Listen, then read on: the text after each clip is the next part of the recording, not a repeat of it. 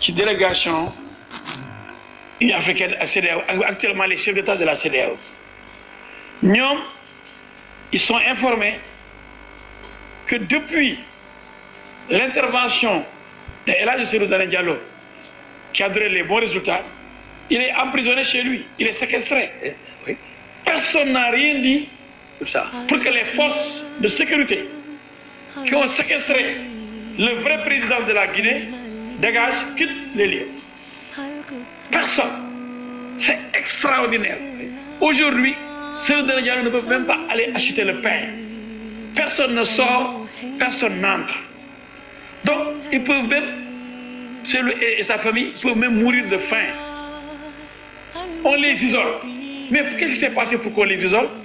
Alors qu'on sait qu'il a les bons résultats. On est allé saccager les bureaux de Cellou Dalein Diallo, croyant pouvoir récupérer les vrais PV qui sont là-bas. Les PV sont même en France. Le logiciel, il est géré depuis la France. Perdu. Ils ont saccagé les bureaux de Cellou Dalein Diallo. Mais qu'ont-ils des fauves, des animaux? Vous dites qu'il n'est pas sociable. Mais c'est un vrai animal. Alpha Condé. Il est criminel, il n'a pas de cœur. Il n'est pas humain, il est inhumain. Il est cruel, comme un fauve. Alors, vous n'y avez les. Donc, on doit exiger que le président Cellou Dalein Diallo mais recouvre la liberté, puisse bouger, puisse aller même à la CENI, aller à la Cour constitutionnelle, voir les résultats. Mais la CEDEAO est là, les Nations Unies sont là, l'Union africaine est là, l'Union européenne est là.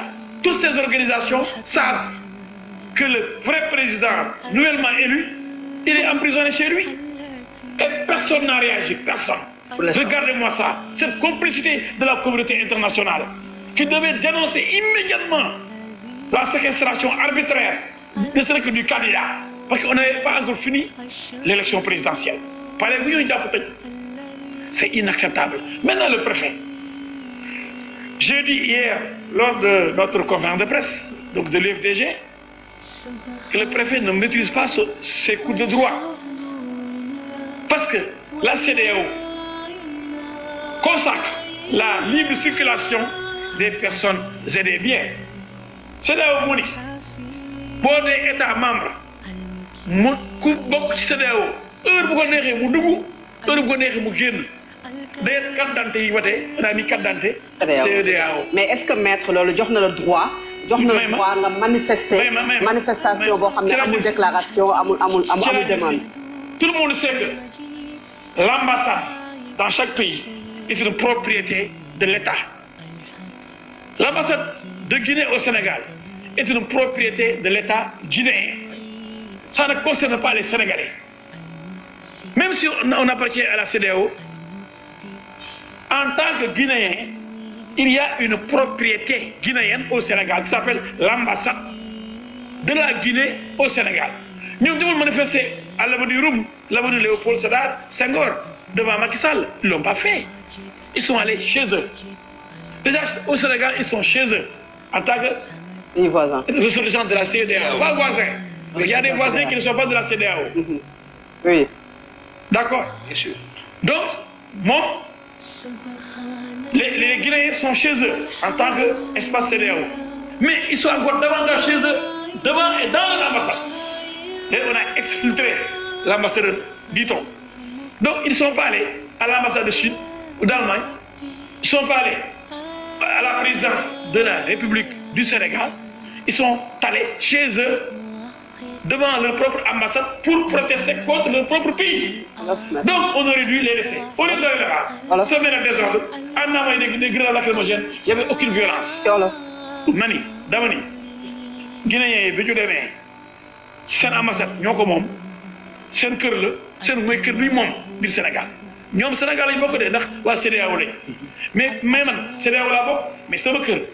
Almadi, mla ñëwé dem du ko fanan ñoo dem kër jamm mo taxalo bien que ñun ñep sénégalais lañ ku di am sa kër bop ñoo seen kër bop biñ mom mën fa dugg heure bu leen nexé moy seen ambassade légui nak taxaw na leen jogu leen fofu ñu tané la kër mo jé koku moy erreur gëna ngan ba paré préfet nan mon ami Samb ni yéen naa leen delloo ji benn yoon ci frontière bi daa leen dellu ci seen dëkk mais ma ni préfet moom fu njàngee droit am ma ne ko yow le grand préfet de Dakar mon ami Samb sama xarit la maa koy nuyu xam naa dafa erreur wala erreur loo rek ah man xaw ma kan moo ko sant waaye kooku dugal ko ci erreur bu ngeen musiba mu ne yéen daa leen dellu ci seen réew xamul ni waa CEDEAO comme dugg ak génn bi kenn mënu ay kenn génn kenn mënu ay kenn dugg. kon kenn mu leen dàq. maître mais bi gën a garaaw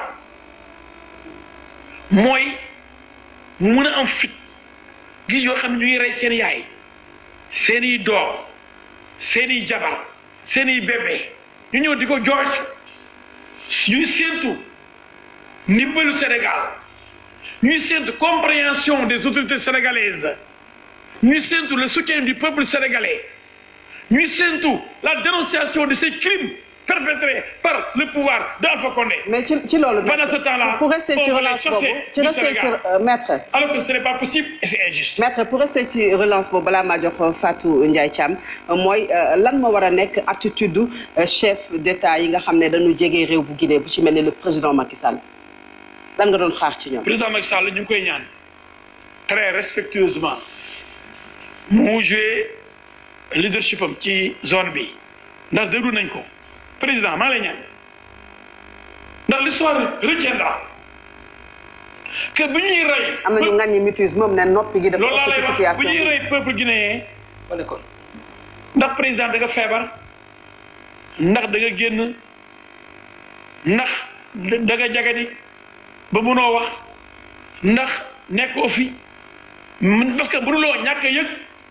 rey yi ñu wane ci télé bi chaque jour France 24 même yeneen télé yi nga xam ñëpp nga wane ak Sénégal gi yëpp ay correspondants yi kooku mënuloo ni yëguloo ko kon dañ lay ñaan ni mu ko defee woon ci Gambie bien que d'accord ma ci nga jël char de combat yi wut mandat CEDEAO waxuma mari de Gambie mi dàq yaa jàmmee nga dimbali dàq ñu Alpha Condé dimbale CPI bu ko nangul nga dimbale autorités yu bees yi ñu jàpp Alpha Condé téye ko ndax reykatu nit parce que Alpha Condé il est sauvage Alpha Condé il est cruel lui la vie d'un être humain ne compte pas pour lui c'est pourquoi il assiste à l'assassinat de son peuple lui Alpha Condé donc Macky Sall doit réagir je lui demande solennellement et très respectueusement de faire jouer son leadership d'intervenir de demander un mandat à la CEDEAO comme il l'avait fait avec la Gambie, d'avoir un commandement unifié avec tous les chars de combat qu'il faut pour aller vers le délogement, le déguerpissement de Alpha Condé, du palais de Sékou Touréa. Aujourd'hui, l'histoire a retenu qu'ils ont fait partir Yaya Jammeh. Il n'y avait pas une seule vie humaine sacrifiée pendant cette élection présidentielle gambienne. L'histoire retiendra que pendant cette élection guinéenne, il y a des centaines de morts. Et jusqu'à présent, la CEDEAO reste muette. Jusqu'à présent, aucun mouvement vers la Guinée pour s'interposer entre les forces fascistes, réactionnaires, rétrogrades, criminelles d'Alpha Condé et le peuple sans armes. C'est extraordinaire. Alors, maître, l'union de ces aspects.